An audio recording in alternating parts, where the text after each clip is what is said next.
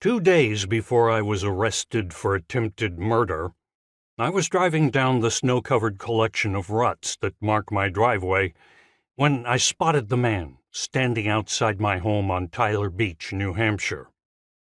To get to my driveway, one has to pass through the parking lot of the Lafayette House, a huge Victorian-style hotel set on the opposite side of Atlantic Avenue, and past the odd collection of SUVs and luxury vehicles that belong to guests at the hotel. The past month or so had seen a rash of break-ins among the guests' parked vehicles, but I didn't see any broken glass as I drove through the lot. So maybe the forces of light were winning over the forces of darkness, or at least the forces of vandalism. What I did eventually see was my unanticipated visitor.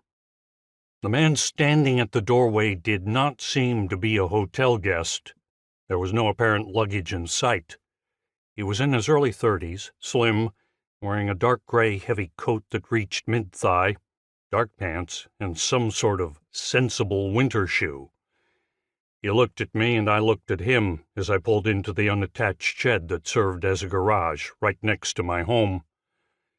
I gathered up my mail, retrieved a while ago from my P.O. box at the Tyler post office, and got out of my Ford Explorer, knowing I would probably have to go back to town later in the day to take care of a forgotten errand at my local bank. Outside, the cold salt air felt refreshing, but I didn't like the look of the guy as I approached him. He had sharp hunter's eyes, and his black hair was cut close and trim and looked perfect, like it had been trimmed by someone who charged 3 figures for a haircut. Up close, I could see that he was wearing a blue striped shirt and a red necktie underneath the long coat. There was a light snow falling from the gray sky. "Lis Cole?" he asked. "That's right," I said. "What can I do for you?" He said, "I'd like to ask you a few questions if you don't mind." Being the middle of January, it was cold, and I wondered how long my visitor had been waiting for me outside.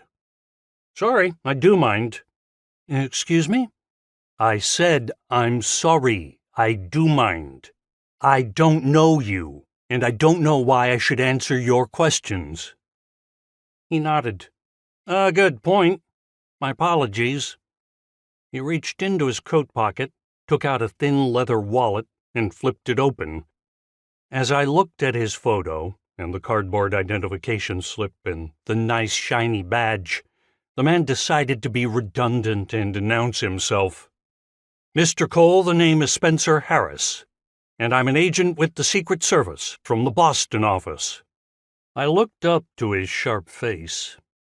"All right," I said. "I guess I don't mind after all. Let's get inside."